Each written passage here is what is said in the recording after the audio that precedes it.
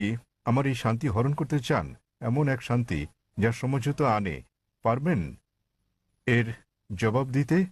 ধন্যবাদ। ভাই একটা সুন্দর প্রশ্ন করলেন। তিনি ডক্টর ম্যাথু, তার একটা ওয়েবসাইট এবং সংস্থা রয়েছে নাম ক্রিয়েশন। তিনি বললেন যে তিনি শান্তি খুঁজে পেয়েছেন, শান্তি লাভের জন্য এখানে এসেছেন। বললেন যীশু খ্রিস্টের মধ্যে শান্তি খুঁজে পেয়েছেন, তার পাপের জন্য তিনি ক্রুশবিদ্ধ হয়ে মারা গেছেন। তিনি ক্রুশবিদ্ধ হয়ে মারা গেছেন। তাই তিনি আমাকে প্রশ্ন করছেন, আমি কি আপনার শান্তি হরণ করতে পছন্দ করি? ভাই আমি কখনো আপনার শান্তি নষ্ট করতে চাই না। আমি আপনার মিথ্যে শান্তি নষ্ট করতে চাই এবং আপনাকে সত্যিকারের শান্তি দিতে চাই। আমি যীশু খ্রিস্টকে তার উপর শান্তি বর্ষিত হোক ভালোবাসি, তাকে শ্রদ্ধা করি এবং সম্মান করি। আমি জানতে চাই আপনিও কি যীশু খ্রিস্টকে ভালোবাসেন কি না। আপনার কাছে আমার একটা প্রশ্ন, জি। আপনি কি একমত? হ্যাঁ। বিশ্বাস করেন যীশু খ্রিস্ট ঈশ্বর? হ্যাঁ। ঠিক আছে ভাই, এবার হয় আপনি সত্যিকারের শান্তি নিন, নয় আমি আপনার শান্তি গ্রহণ করি। ঠিক, ঠিক আছে। যদি আপনার শান্তি প্রকৃত শান্তি হয়, আমি আমার শান্তি ছেড়ে দিয়ে আপনার সঙ্গে যোগ দেব। ঠিক আছে। এখন আমাকে বললেন যীশু খ্রিস্ট তারপর শান্তি পরিষদ হোক ঈশ্বর।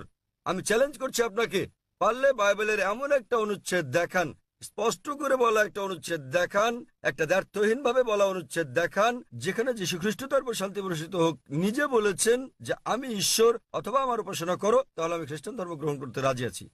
আপনি বললেন যীশু হলেন ঈশ্বর। মুসলিমদের যতটা সংশ্লিষ্টতা রয়েছে তাতে ইসলাম ধর্ম হচ্ছে একমাত্র খ্রিস্টান ধর্ম বিশ্বাস যাতে যীশু খ্রিস্টকে তার উপর শান্তি বর্ষিত হোক বিশ্বাস করতে বলা হয়েছে। কোন মুসলিমই মুসলিম হতে পারবে না যদি সে যীশু খ্রিস্টকে বিশ্বাস না করে। আমরা বিশ্বাস করি যে তিনি সর্বশক্তিমান ঈশ্বরের অন্যতম সেরা পয়গম্বর ছিলেন। আমরা বিশ্বাস করি যে তিনি মসীহ ছিলেন, মানে খ্রিস্ট ছিলেন। আমরা বিশ্বাস করি তিনি জন্ম নিয়েছিলেন অলৌকিকভাবে, কোনো পুরুষের সংস্রব ছাড়াই, যা অনেক আধুনিক খ্রিস্টানে বিশ্বাস করে না। আমরা বিশ্বাস করি যে তিনি ঈশ্বরের অনুমতিক্রমে মৃতকে জীবন দান করেছিলেন। আমরা বিশ্বাস করি যে তিনি ঈশ্বরের অনুমতিতে জন্মান্তর কুষ্ঠরোগীদের সুস্থ করেছিলেন। মুসলিম আর খ্রিস্টানরা এখানে একসঙ্গে চলছি, কিন্তু পার্থক্য আছে। যেমনটা আপনি বললেন যে বেশিরভাগ খ্রিস্টান বিশ্বাস করেন যে যীশু খ্রিস্ট নিজেকে ঈশ্বর দাবি করেছেন। পরিষ্কার করে বলা এমন একটিও উক্তি নেই সম্পূর্ণ বাইবেলে যেখানে যীশু খ্রিস্ট নিজেকে বলেছেন যে আমি ঈশ্বর কিংবা আমার উপাসনা করো। যদি এরকম উক্তি দেখাতে পারেন, আমি খ্রিস্ট ধর্ম গ্রহণ করতে প্রস্তুত। যদি তিনি না বলে থাকেন, তাহলে কেন আপনারা বিশ্বাস করেন তিনি ঈশ্বর? আর কোথায় যীশু খ্রিস্ট নিজে বলেছেন যে আপনাদের পাপ নিয়ে তিনি ক্রুশবিদ্ধ হয়ে মারা গেছেন? এই শিক্ষাটা হচ্ছে পলের। আপনারা কি পলকে না যীশু খ্রিস্টকে তার উপর শান্তি বর্ষিত হোক অনুসরণ করছেন? বাইবেলের কোথাও নেই। তাই আমার প্রশ্ন হচ্ছে, যখন যীশু খ্রিস্ট কখনো বলেননি যে তিনি ঈশ্বর, তাকে ভালোবাসবেন, আপনাদের সম্মান করা উচিত।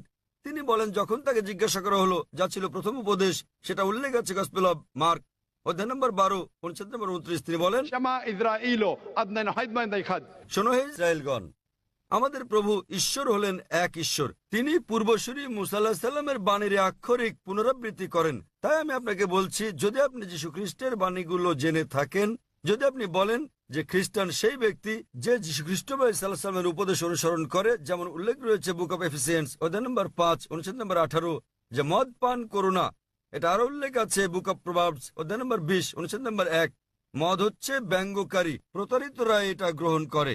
আমরা মুসলিমরা মদ পান করি না, কিন্তু অনেক খ্রিস্টানই পান করে।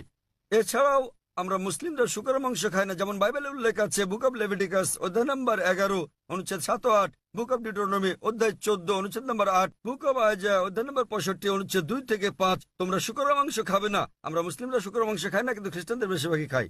যীশু খ্রিস্টকে তার উপর শান্তি বর্ষিত হোক তার জন্মের 8ম দিনে খতনা করা হয়েছিল। এটা আছে গসপেল অব লুক অধ্যায় নম্বর 2 অনুচ্ছেদ নম্বর 21। আমরা মুসলিমরা খতনা করি, কিন্তু বেশিরভাগ খ্রিস্টানই তা করে না। যদি খ্রিস্টান মানে এটা হয় যে ব্যক্তি যীশু খ্রিস্ট সাল্লাল্লাহু সাল্লামের বাণী অনুসরণ করে, তাহলে আমি গর্বের সাথে বলি মুসলিমরা খ্রিস্টানদের চেয়ে অনেক ভালো খ্রিস্টান। তাহলে কোথায় আপনারা যীশু খ্রিস্টের উপদেশ মেনে চলেন আর বলেন যে আপনারা তার উপাসনা করেন? তো ভাই, বাইবেলের এমন একটা অনুচ্ছেদ আপনি উল্লেখ করেন যেখানে যীশুখ্রিস্ট তার নিজের মুখে দ্ব্যর্থহীন ভাষায় বলেছেন যে আমি ঈশ্বর কিংবা আমার উপাসনা করো। ডক্টর জাকির নায়েক। জি ভাই। আমার প্রশ্নটি ছিল শান্তির ওপর, এবং আমার সেই শান্তি রয়েছে। আমি কোনো কিছু প্রমাণ কিংবা আপনার সঙ্গে ভিন্নমত পোষণ করার জন্য কিছু মুখস্থ রাখতে কিংবা বলতে আসি। আমি যা বলতে চাই তা হচ্ছে শান্তি, যা আমার বিশ্বাস থেকে এসেছে। কারণ আমরা সবাই পাপী এবং আমাদের পাপ মোচনের জন্য ত্যাগ স্বীকার করা প্রয়োজন।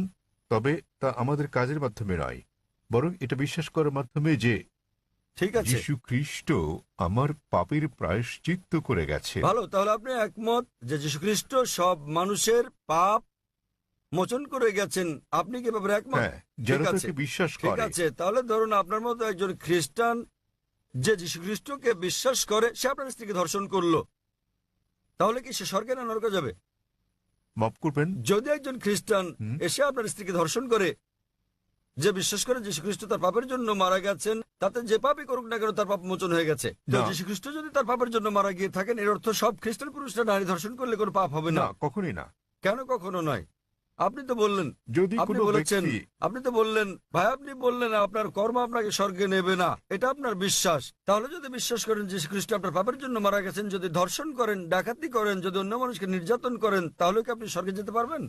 সে খ্রিস্টানই নয়, যদি সে এমন কাজ করে, সহজ কিন্তু ব্যাপার। তিনি তো যীশু খ্রিস্টকে বিশ্বাস করেন, এমন খ্রিস্টান অনেককে না। আমি চিনি। এর মানে এটা ভুল ধারণা, ঠিক আছে? বাইবেলে লেখা আছে ঠিক। এমনকি শয়তানরাও যীশু খ্রিস্টকে বিশ্বাস করে, কিন্তু তারা তাকে অনুসরণ করে না। ঠিক, ঠিক আছে, তারা অনুসরণ করে না। আপনি কি যীশু খ্রিস্ট ভাই সাল্লামকে অনুসরণ করেন? জি। আপনার কি খতনা করানো হয়েছে? জি। তাহলে না, আমাকে খতনা করানো তাহলে হয়নি। কেন আপনি যীশু খ্রিস্টকে অনুসরণ করেন না? যীশু খ্রিস্টকে অষ্টম দিনে খতনা করানো হয়েছিল। আপনি একজন ডক্টর, জি। ঠিক?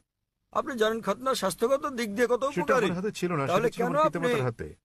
তো এখনো আপনি করতে পারেন, কোনো সমস্যা নেই। অবশ্যই। আপনি চাইলে সাহায্য করবো আমি। 1 নম্বর পয়েন্ট। 2 নম্বরটা হচ্ছে, আপনি কি শুকরের মাংস খান ভাই? না, কেন আপনি শুকরের মাংস খান না? ওল্ড টেস্টামেন্টে তা উল্লেখ আছে ঠিক। এবং ঈশ্বর তা উল্লেখ আপনি কি করেছে। মাদক সেবন করেন? আপনি কি মদ পান করেন? না, ভালো। আপনি কি বিশ্বাস করেন যীশু খ্রিস্ট ঈশ্বর? যিশু ঈশ্বর, যিনি মানুষরূপে পৃথিবীতে এসেছিলেন। কোথায় এটা উল্লেখ আছে বাইবেলের কোন অনুচ্ছেদে আমাকে বলেন? বাইবেলে কোন অনুচ্ছেদে? হ্যাঁ, বাইবেলের কোন অনুচ্ছেদে? কোন অনুচ্ছেদে কোথায় যীশু খ্রিস্ট নিজে বলেছেন যে তিনি ঈশ্বর? ধরেন যদি কেউ আপনাকে ঈশ্বর বলে, আপনি কি বিশ্বাস করবেন আপনি ঈশ্বর? কেউ যদি আমাকে ঈশ্বর বলে, আমি কি তা বিশ্বাস করব?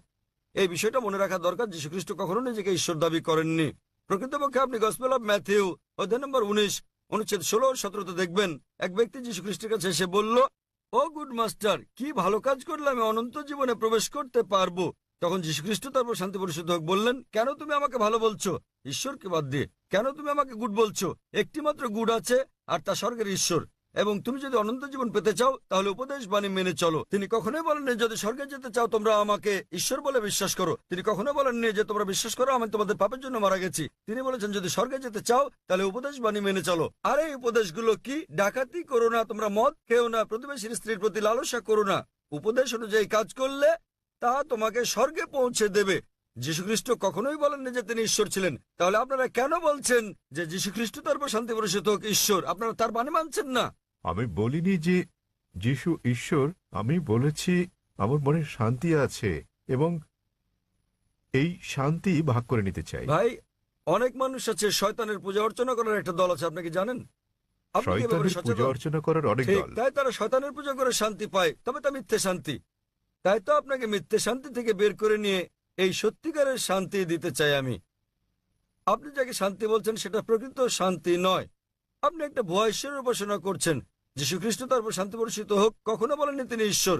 সুতরাং আপনি ভুল ঈশ্বরের উপাসনা করছেন এবং আপনি ভুয়া শান্তিতে আছেন। যেমন কিছু মানুষ শয়তানের পূজা করেও তারা ভাবে যে তারা সঠিক পথে আছে। আমি আপনাকে এই ভুয়া শান্তি থেকে বের করে নিয়ে আসল শান্তির পথে আনতে চাই, কারণ আমি নিজেকে একজন খাঁটি খ্রিস্টান ভাবি। যদি খ্রিস্টান মানে এমন ব্যক্তি হয় যিনি যীশু খ্রিস্ট বা ঈসা আলাইহিস সালামের বাণী মেনে চলেন, তাহলে আমি খ্রিস্টানদের চেয়ে বড় খ্রিস্টান। আপনি কি জানেন যীশু খ্রিস্ট তারপর শান্তি বর্ষিত হোক বলেন, গসপেল অফ জন অধ্যায় নম্বর 16 অনুচ্ছেদ 12 থেকে 14, তোমাদেরকে আমার অনেক কিছু বলার আছে, কিন্তু তোমরা এখন তা সহ্য করতে পারবে না। যখন সত্যের আত্মা আসবেন তিনি তোমাদের সত্যের দিকে নিয়ে যাবেন। তিনি তোমাদেরকে ভবিষ্যতে নিদর্শন দেখাবেন, আমাকে গৌরবান্বিত করবেন। যীশু খ্রিস্টের পর কোন নবী ঈসা আলাইহিস সালামকে যীশু খ্রিস্টকে গৌরবান্বিত করেছেন? তিনি নবী মুহাম্মদ সাল্লাল্লাহু আলাইহি সাল্লাম। তাহলে নবী মুহাম্মদের আগমনের পূর্বাভাস, ভবিষ্যৎবাণী রয়েছে বাইবেলে।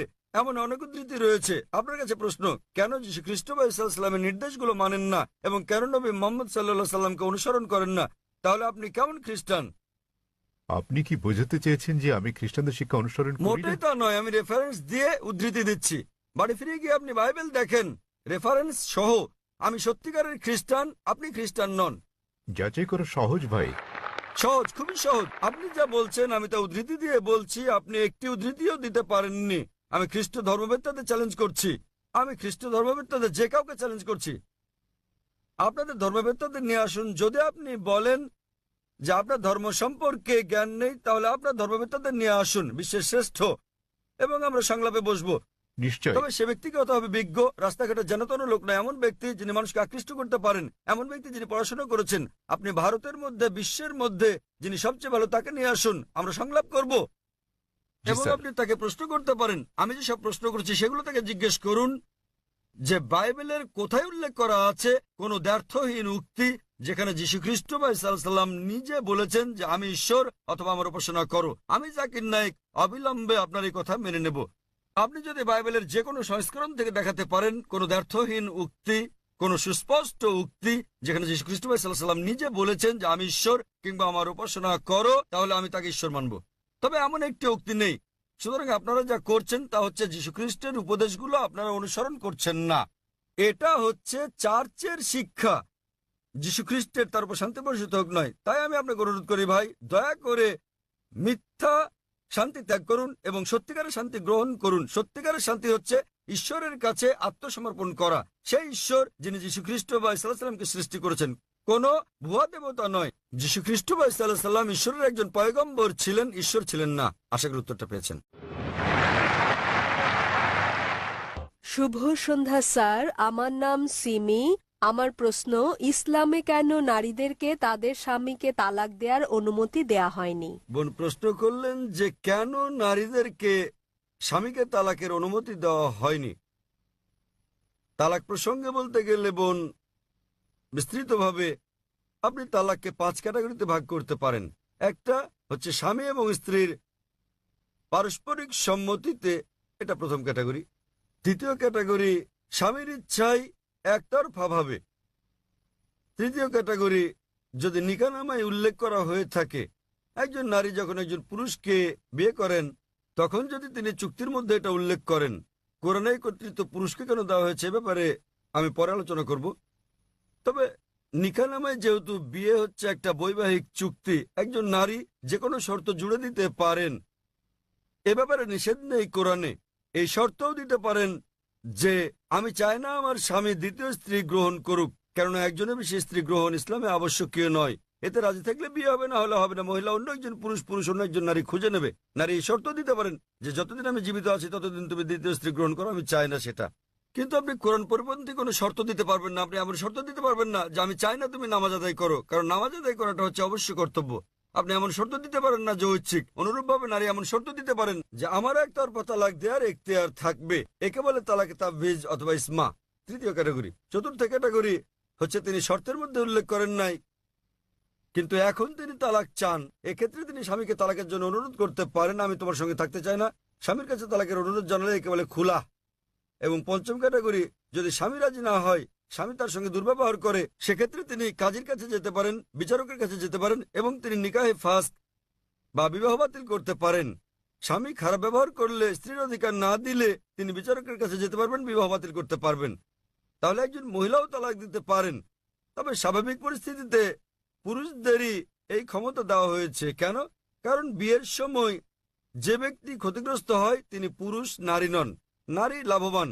যদি আপনি আমার কথা শুনে থাকেন, গত শনিবারে ইসলামে নারীর অধিকার, অধীনতা না সুরক্ষা এ ব্যাপারে আমি সেখানে বলেছি যে বিয়ের সময় নারীদের প্রাপ্তিযোগ ঘটে। কোরআনে বলা হয়েছে সূরা নিসা অধ্যায় 4 আয়াত নম্বর 4 যে নারীদেরকে দিয়ে দাও বিবাহের সময় বৈবাহিক পুরস্কার, মোহর।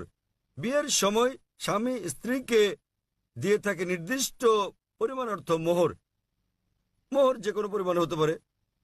তাহলে ভাবুন, নারীর বিয়ের আগে এটা পুরুষের কর্তব্য, অর্থাৎ পিতা এবং ভাইয়ের কর্তব্য। বিয়ের পর এই দায়িত্ব তার স্বামীর, আর ছেলের তার অন্ন, বস্ত্র, বাসস্থান সহ সব আর্থিক বিষয়গুলো দেখা। যদি তালাক হয়ে যায় তাহলে তার দেখাশোনার দায়িত্ব হচ্ছে পিতামাতার। পিতামাতা না থাকলে সমাজের দায়িত্ব তার দেখাশোনা করা।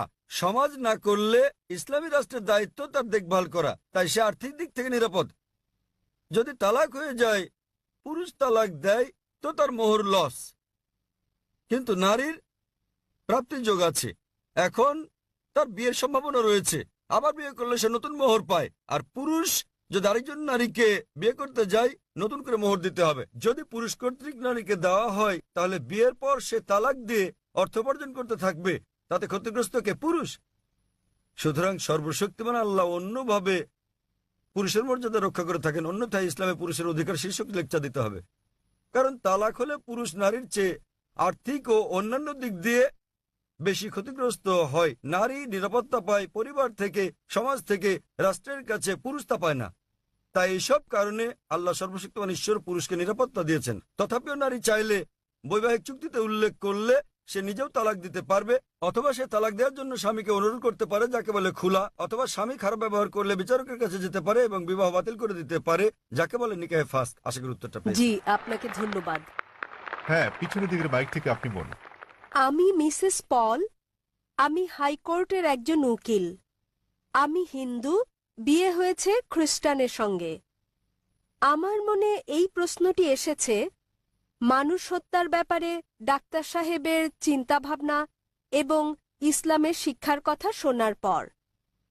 যদি হত্যা করা ইসলামে কঠোরভাবে নিষিদ্ধ হয়, তাহলে কেন মুসলমানদের আধ্যাত্মিক নেতারা জিহাদের নামে যে হত্যাকাণ্ড চলছে তার প্রকাশ্য সমালোচনা ও বিরোধিতা করছেন না? মুসলমানরা কিভাবে কতিপয় মুসলমানের ইসলামের অপব্যবহার ও অপব্যাখ্যা মেনে নিচ্ছেন, যারা সারা বিশ্বে মুসলমানদের নামে কলঙ্ক লেপন করছেন?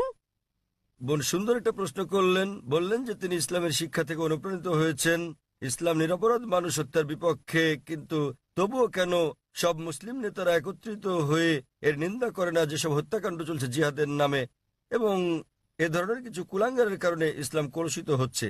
বোন, বিস্তারিত জবাবের জন্য আপনাকে 1 বছর আগে 2008 সালের নভেম্বরে বিগত শান্তি সম্মেলনে আমার আলোচনার শেষ দিকের কথাগুলো শুনতে হবে। দ্বিতীয় আন্তর্জাতিক শান্তি সম্মেলনে আমার শেষ বক্তব্যটার বিষয় ছিল মিডিয়া এবং ইসলাম, যুদ্ধ না শান্তি। প্রধানত যারা দোষী তারা হচ্ছে মিডিয়া। মিডিয়ায় কোনো সম্প্রদায়ের কুলাঙ্গারদের খুঁজে বের করে এবং তাদেরকে এমনভাবে তুলে ধরে যেন তারাই হচ্ছে অনুসরণীয় মুসলিম। এটাই হচ্ছে মিডিয়া। তাই মিডিয়ায় যে আপনারা দেখছেন সেগুলো ঘটনার বাস্তব চিত্র নয়। কোরআনে পরিষ্কারভাবে বলা হয়েছে, সূরা মাইদা অধ্যায় 5 আয়াত 32, যে যদি কেউ কোনো মানুষকে হত্যা করে, হোক মুসলিম বা অমুসলিম, সেটা যদি হত্যার অপরাধ বা দেশে বিশৃঙ্খলা সৃষ্টির অপরাধে না হয়, তাহলে সে যেন সমগ্র মানবজাতিকে হত্যা করলো। এবং যদি কেউ কোনো মানুষের জীবন রক্ষা করে, তাহলে সে যেন পুরো মানবজাতিকে রক্ষা করলো। সুতরাং কোনো নিরপরাধ মানুষকে হত্যা করা হচ্ছে পাপ ইসলামে। এটা কেবল পাপই না, এটা সমগ্র মানবজাতিকে হত্যা করার মতো পাপ। তাই যারা হত্যাকাণ্ড ঘটায়, বিভিন্ন ঘটনা ঘটে, রাস্তা দিয়ে চলার সময় বোমা বিস্ফোরণ ঘটে ইত্যাদি, নিরপরাধ মানুষকে হত্যা করা সম্পূর্ণ নিষিদ্ধ। এটা অত্যন্ত পরিষ্কার। এবং যখন আমি গিয়েছিলাম ইউএসএ, যখন গিয়েছিলাম ইউকে, যে মুসলিম সংগঠনগুলো রয়েছে তারা নিন্দা জানিয়েছে। আপনারা জানেন লন্ডনে পাতাল রেল স্টেশনে বোমা বিস্ফোরণ ঘটেছিল, আমরা তার নিন্দা জানিয়েছি। আমি ইউএসএ গিয়েছি, দেখেছি যে মুসলিম সংগঠন 9/11-এর ঘটনা নিন্দা জানিয়েছে। আমি তাদের সঙ্গে একমত, তাদের সঙ্গে আমি একমত। 9/11-এ যে ঘটেছিল, কয়েক হাজার মানুষ নিহত হয়েছিল, এটা নিন্দনীয় কাজ। কে এটা করেছে আমি জানি না, আমি বলছি না যে মুসলিমরা করেছে, এটা হচ্ছে মিডিয়া। তারা বলছে কোনো প্রমাণ নেই, কোনো প্রমাণ নেই। কিন্তু যে করুক না কেন, ইন্টারনেটে ঢুকলে আপনি দেখবেন অনেক প্রামাণ্য চিত্র আছে যাতে দেখানো হয়েছে যে এটা সরকারের কাজ, অভ্যন্তরীণ ষড়যন্ত্র। জর্জ বুশ করেছে, এটা আমি জানি না কে করেছে। তবে যেই করুক, 9/11-এর টুইন টাওয়ারে বোমা হামলার ঘটনায় হাজার হাজার নিরপরাধ মানুষ হত্যা করা, এটা নিন্দনীয়। 50 জনের বেশি মানুষ মারা গেছে লন্ডনের পাতাল রেল বোমা হামলার ঘটনায়, সেটাও নিন্দনীয়। 2 বছর আগে জুলাই মাসে বোম্বেতে ট্রেনে যে বোমা হামলার ঘটনা ঘটে, সেখানে 100-রও বেশি মানুষ নিহত হয়, এটাও নিন্দনীয়। কিন্তু এখানেই থামলে চলবে না। একইভাবে আমি আফগানিস্তানে হাজার হাজার মানুষ হত্যারও নিন্দা জানাই, নিন্দা করি। ইরাকে হাজার হাজার মানুষ হত্যার, ফিলিস্তিনে হাজার হাজার মানুষ হত্যারও নিন্দা করি। আমি একে শ্বেত সন্ত্রাসবাদ বলি। আপনারা জানেন তারা কি করছে? তারা ক্ষেপণাস্ত্র পাঠাচ্ছে, তারা পাঠাচ্ছে বোমা। আপনারা জানেন ফিলিস্তিনিরা তারা লড়াই করছে ইটপাটকেল দিয়ে, আর তাদেরকে বলা হচ্ছে সন্ত্রাসী। আপনারা জানেন আমেরিকা বোমা পাঠাচ্ছে, প্যাট্রিয়ট ক্ষেপণাস্ত্র, গুচ্ছ বোমা পাঠাচ্ছে। এই গুচ্ছ বোমা যখন কোথাও পড়ে, তখন এটা অনেকগুলো বোমায় বিভক্ত হয়। এভাবে হাজার হাজার আফগানকে হত্যা করা হচ্ছে। কিন্তু কেন? এটা কাপুরুষোচিত কাজ। সেজন্য সমাপনী বক্তৃতায় আমি বলেছিলাম গত কয়েক শতাব্দীর সবচেয়ে বড় সন্ত্রাসী জর্জ বুশ। 1 নাম্বার। জর্জ বুশের মতো এত মানুষ আর কেউ হত্যা করেনি। এখন তিনি আর ক্ষমতায় নেই। ইরাকে তিনি ঔষধের ওপর নিষেধাজ্ঞা আরোপ করেন এবং জর্জ বুশের কারণে ইরাকের 5 লাখ শিশু নিহত হয়। আমরা ভালো করে জানি এমনকি যদি একমত হয়ে যায় সেখানে একজন লোক লুকিয়ে আছে, এই লোকটি যে বিন লাদেন তার তো কোনো প্রমাণ নেই। যদি তিনি লুকিয়েও থাকেন, ভাবুন সেক্ষেত্রে আপনি একজন মানুষের জন্য হাজার হাজার মানুষকে হত্যা করছেন। এটা দুঃখজনক। আমরা দেখতে পাচ্ছি যে এটা মিডিয়া তুলে ধরছে। মিডিয়া যা তুলে ধরছে তা হচ্ছে মুসলিমরা এই কাজ করেছে। আমি জানি বোন, কুলাঙ্গার আছে, আমাদের সম্প্রদায়ে কুলাঙ্গার আছে, সব সম্প্রদায় তো কুলাঙ্গার রয়েছে। ভারতীয় মিডিয়া কাশ্মীর নিয়ে কথা বলে, কতবার বলেছে আসাম নিয়ে, নকশাল মাওবাদীদের নিয়ে। আপনি জানেন ভারতের জন্য সবচেয়ে বড় হুমকি হচ্ছে মাওবাদীরা। তারা কি করছে? তারা থানায় বোম মারছে, তারা পুলিশ হত্যা করছে। ভারতের বেশিরভাগ হত্যাকাণ্ডই ঘটায় মাওবাদীরা, কমিউনিস্টরা, এলটিটি, হিন্দুরা। কিন্তু কে তাদেরকে বলছে হিন্দু সন্ত্রাসী? আপনি আসামে গেলে দেখবেন খ্রিস্টান সন্ত্রাসী। হিন্দুরা যখন সন্ত্রাস করে তখন আপনারা বলেন এলটিটিই, লিবারেশন তামিল টাইগার্স ইলম। আপনি যুক্তরাজ্যে গেলে দেখবেন আইআরএ, আইরিশ রিপাবলিকান আর্মি, তারা ক্যাথলিক। প্রোটেস্ট্যান্ট আর ক্যাথলিকদের মধ্যে বিস্তর তফাৎ রয়েছে। কেউ তাদেরকে ক্যাথলিক সন্ত্রাসী বলছে না কেন? তাহলে আমরা কি দেখছি? কোন ধর্মই নিরপরাধ মানুষকে হত্যা করতে শেখায় না, কিন্তু মুসলিমদের চেয়ে অমুসলিমরাই বেশি নিরপরাধ মানুষকে হত্যা করছে। তথাকথিত মুসলমান যারা নিরপরাধ মানুষকে হত্যা করে তারা আসলে মুসলিম নয়, তারা কোরআন এবং নবীর শিক্ষা অনুসরণ করে না। কিন্তু মিডিয়া কি করছে? তারা এইসব কুলাঙ্গারদের খুঁজে বের করে তাদেরকে অনুসরণীয় মুসলিম হিসেবে তুলে ধরছে। তাই প্রথমে দোষ দিতে হবে মিডিয়াকে। মিডিয়া বানাতে পারে কালোকে সাদা, দিনকে রাত, হিরোকে ভিলেন, ভিলেনকে হিরো।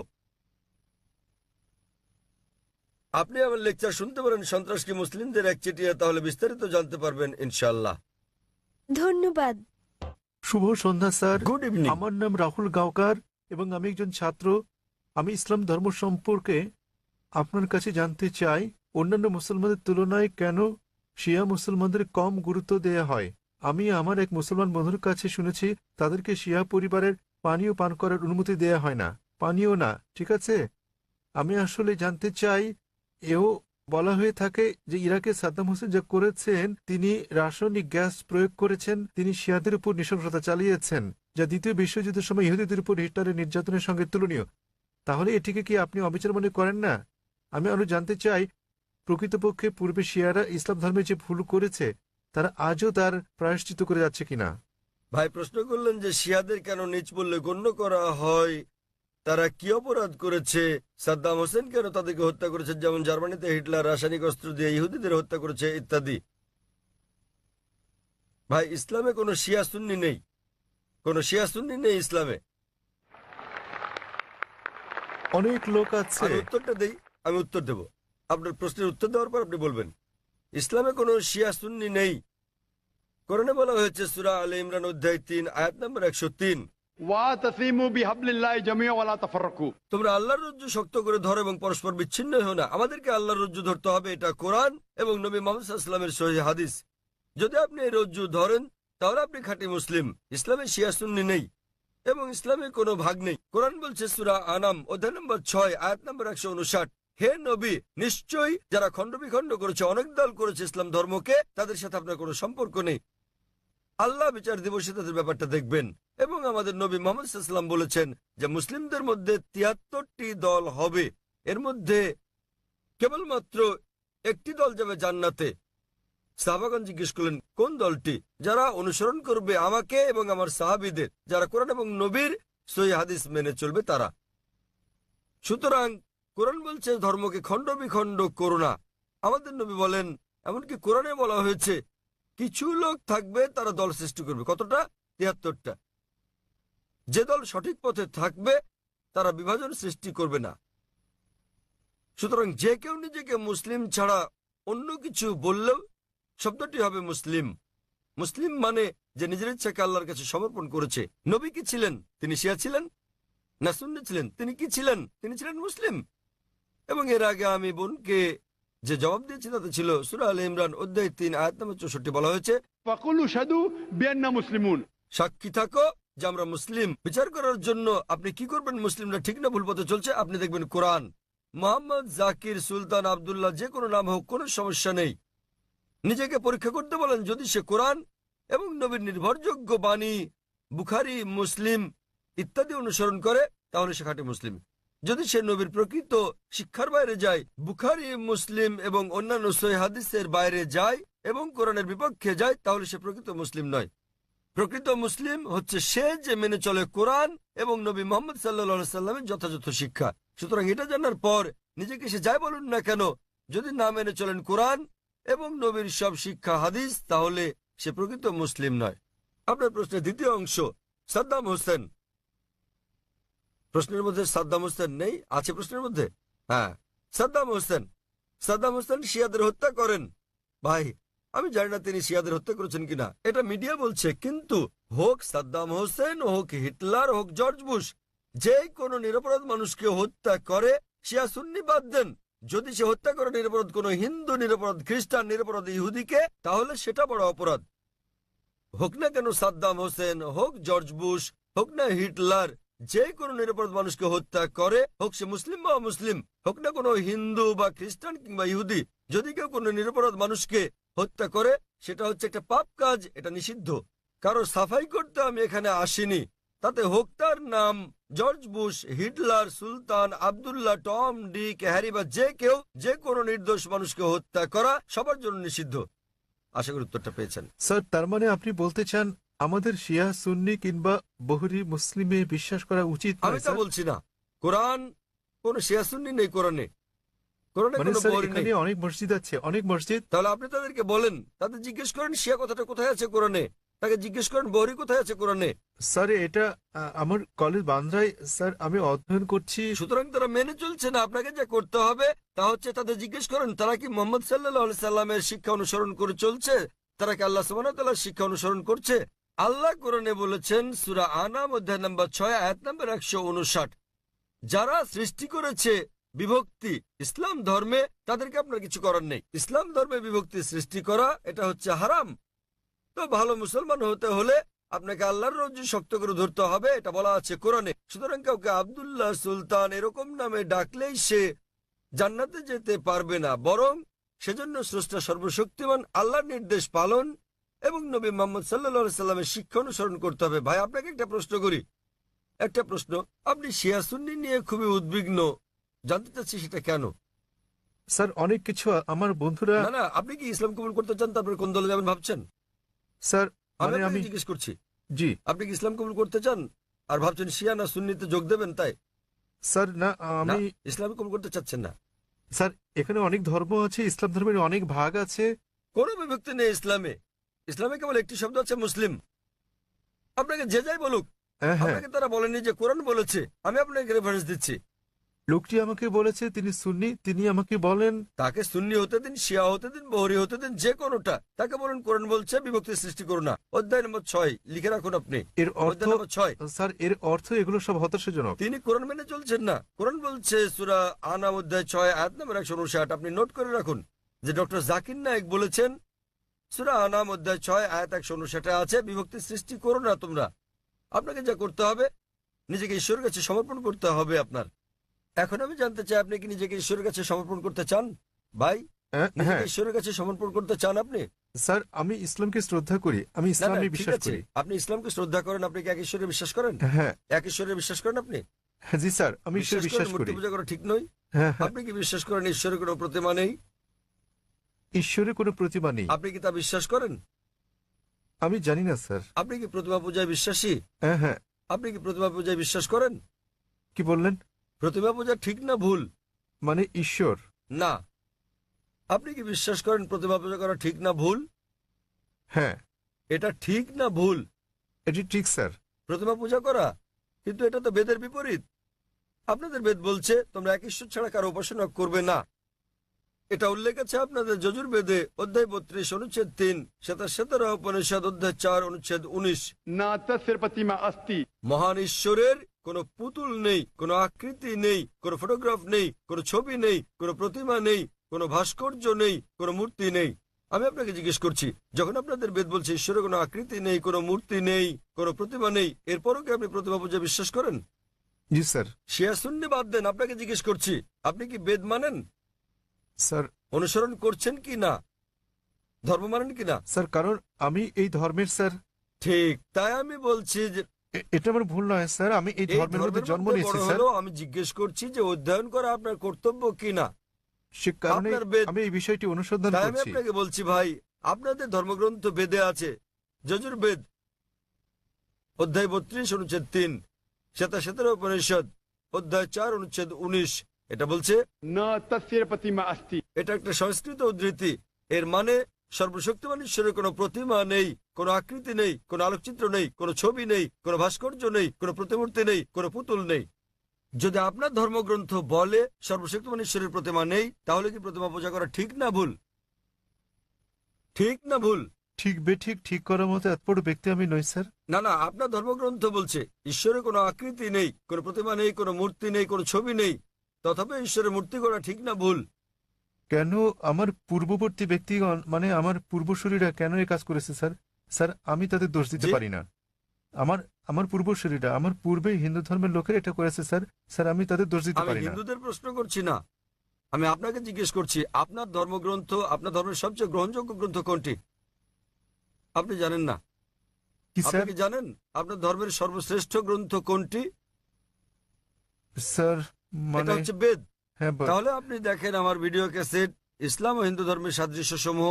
আমি অনুরোধ করছি ভলান্টিয়ারদের তাকে একটা ইসলাম ও হিন্দু ধর্মের সাদৃশ্য নামে ডিভিডি দেওয়ার জন্য। আপনার কোনো প্রশ্ন থাকলে আমার সঙ্গে সাক্ষাৎ করতে পারেন, ইনশাল্লাহ আপনার সন্দেহ দূর হবে। আর আমি আপনাকে অনুরোধ করব এটা পড়ুন, বুঝুন এবং সঠিক শান্তি খুঁজে নিন। স্যার শেষ কথা আমি আপনাকে জিজ্ঞেস করতে চাই স্যার, মানে আমাদেরকে এসব বিশ্বাস করলে হবে না যে ইসলামে অনেক বিভক্তি আছে, যেমন শিয়া সুন্নি, এগুলো আমাদের বিশ্বাস করা উচিত নয়, আমাদের কেবল কোরআনে বিশ্বাস করা উচিত। কোরআন এবং নবীর সহি হাদিস ব্যাস।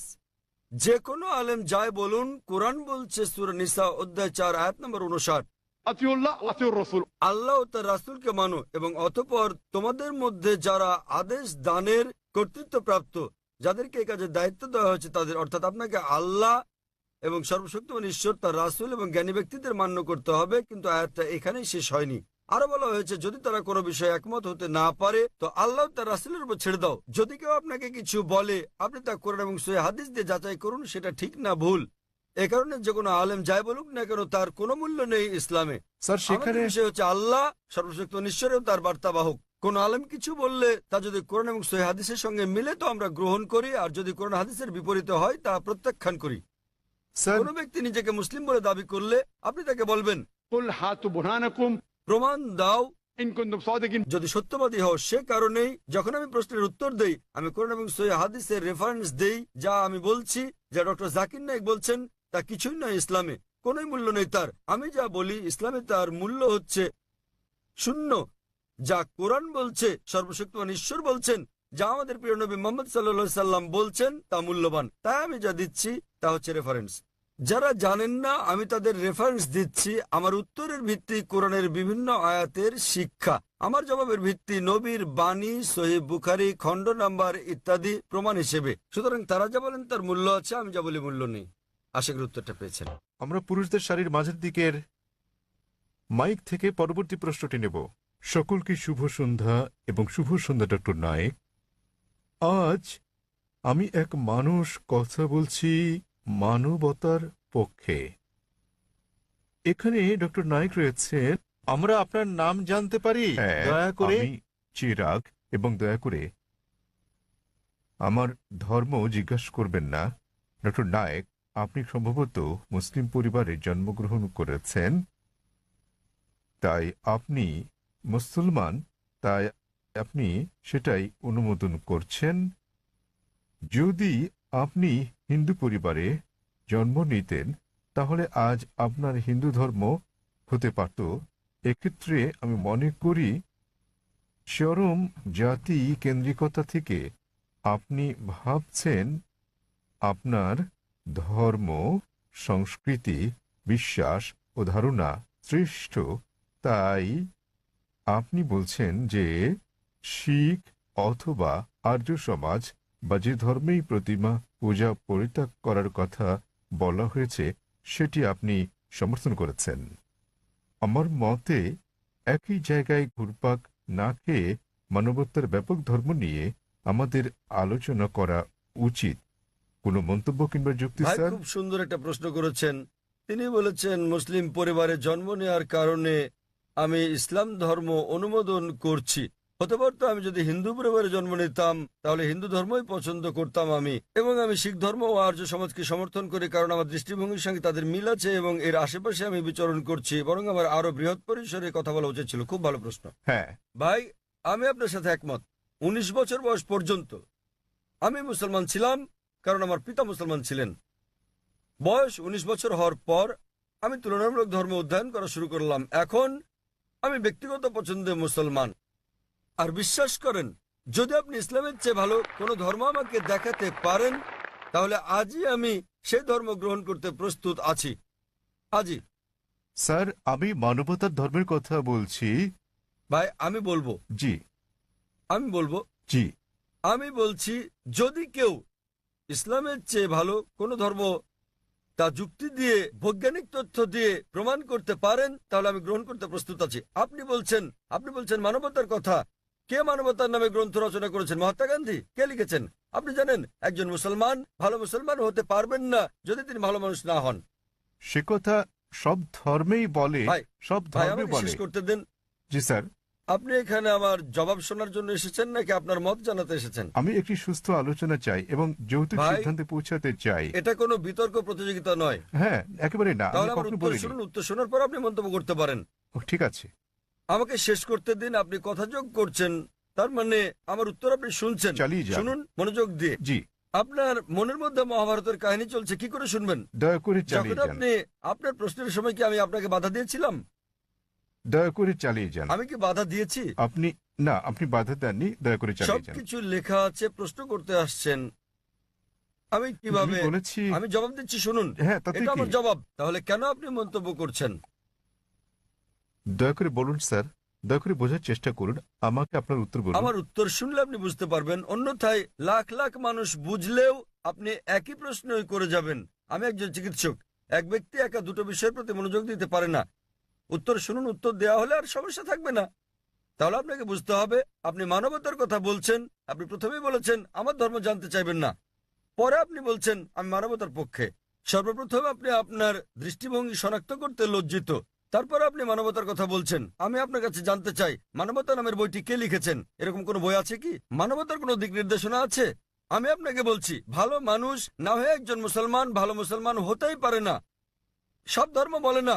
আমি বলার জন্য দুঃখিত যে আপনি অন্যান্য ধর্মগ্রন্থ অধ্যয়ন করেননি। আমি আপনাকে বলতে পারি, আমি উদ্ধৃতি দিতে পারি বেদ থেকে, অন্য হিন্দু ধর্মগ্রন্থ থেকে, বাইবেল থেকে উদ্ধৃতি দিতে পারি, যেগুলো মানবতার বিরুদ্ধে যায়। আমি অন্য ধর্মের সমালোচনা করতে আসিনি। যদি আপনি কোনো ধর্ম অধ্যয়ন করে না থাকেন, তাহলে দয়া করে এমন কিছু বলবেন না যে ব্যাপারে আপনার জ্ঞান নেই। কোরআনে বলা হয়েছে, ফাসআলু আহলে যিকরি ইন কুনতুম লা তা'লামুন। সূরা নাহল অধ্যায় 16 আয়াত নম্বর 43, সূরা আম্বিয়া অধ্যায় 21 আয়াত নম্বর 7। আপনি তুলনামূলক ধর্ম বিষয়ের ছাত্র নন, তাই না জেনে কোনো মন্তব্য করবেন না। আমি বাইবেল থেকে উদ্ধৃতি দিতে পারি যা মানবতার বিরুদ্ধে। আমি আপনাকে চ্যালেঞ্জ করছি, কোরআন থেকে এমন একটা আয়াত বের করেন, নবী মুহাম্মদ সাল্লাল্লাহু আলাইহি সাল্লামের এমন কোন বাণী বের করেন যা মানবতার বিরুদ্ধে যায়। সুতরাং এমন কথা বলবেন না সব ধর্মে বলা হয়েছে। দুঃখিত, আপনার জানাশোনা বড়ই দুর্বল।